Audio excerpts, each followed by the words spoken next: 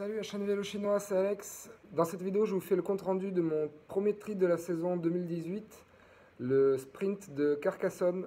Ça s'est bien passé pour moi, mais non pas sans ennui. Avant de vous parler du tri, je vous invite à rejoindre la communauté Vélo Chinois sur le Slack que j'ai créé pour la chaîne. C'est une communauté, un chat en direct où on peut parler avec tous les gens qui suivent la chaîne.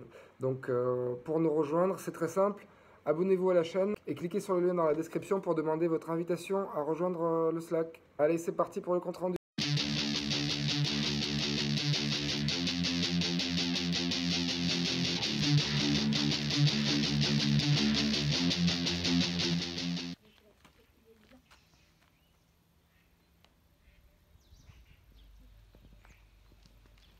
On est au triathlon de Carcassonne S. On vient d'arriver, 7h30. Important sur la checklist du triathlète, le PQ. Number one. On a retiré les deux SAR. Et après, vous n'aurez pas beaucoup d'autres images de la course, je pense.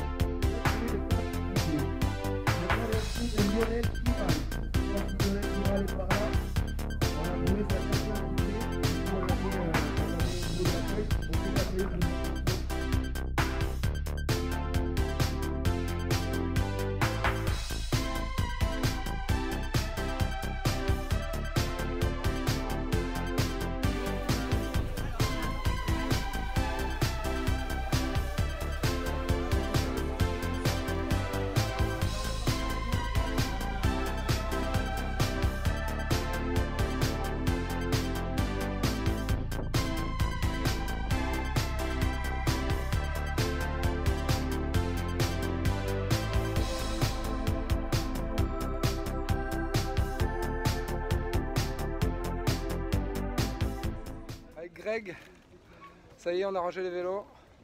Petite casquette offerte par leur gars, très sympa, très stylé. Ça va Patrice?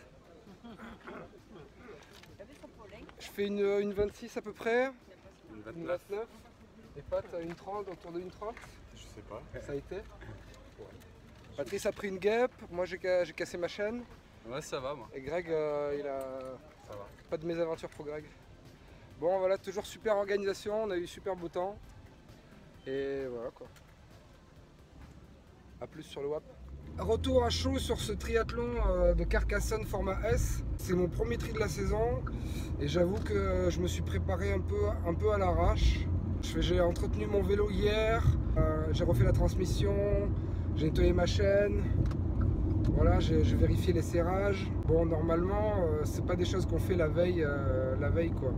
Natation, je mets 12 minutes.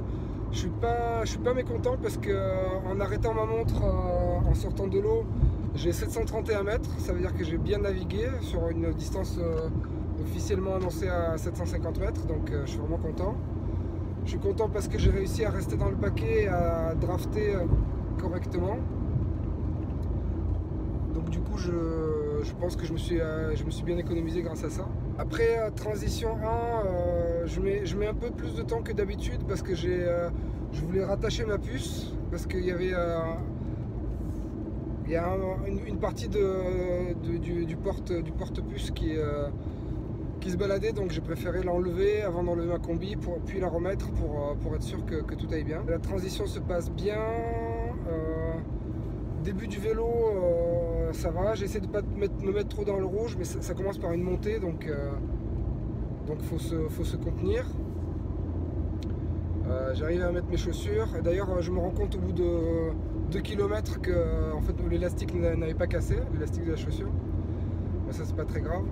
Et sinon voilà, après j'ai commencé à avoir des assez bonnes sensations en vélo. Et c'est que de la montée, vous allez voir le profil, c'est surtout de la montée. En fait on monte un col et on descend. On monte pendant 11 bornes et puis après on redescend. Je commençais à avoir des bonnes sensations. Je doublais un peu. Et puis il y avait des gens, en fait j'avais trouvé les gens qui étaient à peu près de mon niveau. Genre je le doublais et puis le mec me redoublait. Il y avait un mec avec un tatouage, une tortue je crois sur le mollet et un autre... Et un autre qui était très sec, très grand et sec. avec un beau vélo, je sais plus quoi. Et donc voilà, avec ces deux mecs à peu près, on montait au même rythme.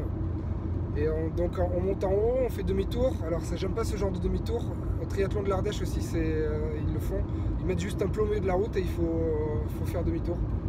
Et donc à ce moment-là, j'ai souvent les problèmes de dérailleur et de transmission, ça vient du grand plateau.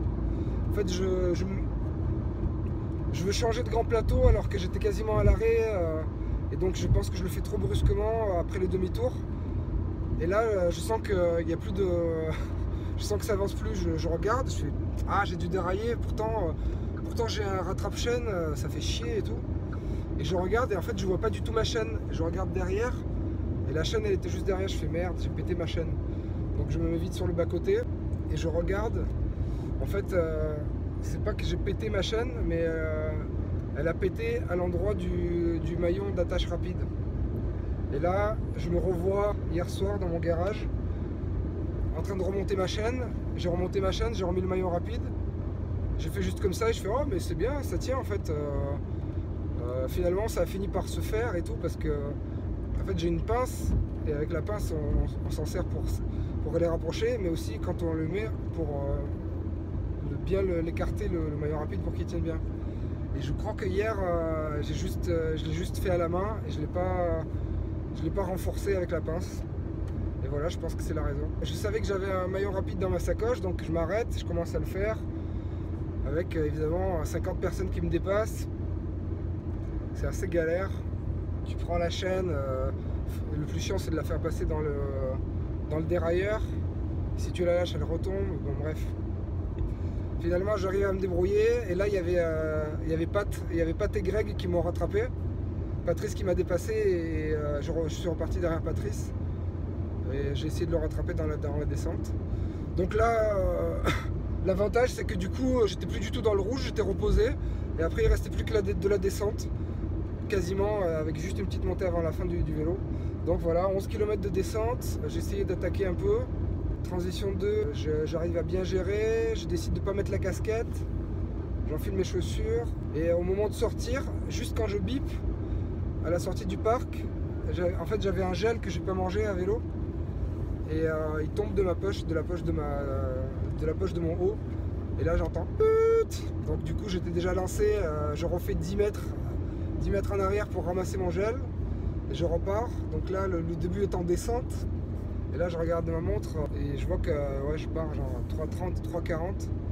Bon c'est sûr que ça allait pas durer les 5 km comme ça, surtout que je savais qu'il y avait des grosses montées, mais bon ça a quand même un peu duré. T'as le temps de bien te mettre dedans, de bien rentrer dans ta course comme ça, sans trop forcer parce que ça va vite et c'est facile. Et puis en plus j'ai commencé à remonter du monde, donc ça fait du bien au moral. Ça c'est ce que j'ai bien aimé sur la course à pied. Elle est courte, assez dure, il y a des montées où presque on pourrait se mettre à marcher. Il y avait du monde qui marchait. Et donc j'ai remonté pas mal de monde, je pense peut-être une petite dizaine de personnes comme l'année dernière. Arrivé sans trop de... Je dépasse un gars dans la dernière montée. Pas de sprint final, mais c'était dur, j'étais content qu'il n'y en ait pas parce que c'était vraiment dur. Donc je finis en 1,26 et quelques, 36e sur, je sais pas, il doit y avoir peut-être 150 ou 180 personnes. 36e, mais bon, dégoûté, j'ai dû perdre au moins, je sais pas, peut-être, je vais vous dire tout à l'heure. Je pense que je manque un bon classement avec cette panne, cet ennui mécanique. Mais bon, c'est comme ça, hein, ça me servira de leçon. C'est comme en aviation, il faut toujours tirer les leçons. Toujours tirer les leçons de ce qui nous arrive comme souci. Mieux préparer plus à l'avance son matériel. Hein. Bon, c'est le premier tri. Et l'année dernière, déjà, j'avais eu un ennui mécanique, pareil, parce que j'avais touché la veille. Pour les organisateurs, il y a des gens qui se plaignaient, et c'est vrai qu'un petit ravito sur la course à pied, ça ferait pas de mal. Parce que nous encore, bon, c'était 5 km, mais le M hier, apparemment, ils ont fait deux tours de ce même circuit. Pareil, sans ravito, et c'était, je pense qu'ils avaient bien soif, quoi. Voilà les réactions à chaud, et je vous retrouve dans une autre vidéo.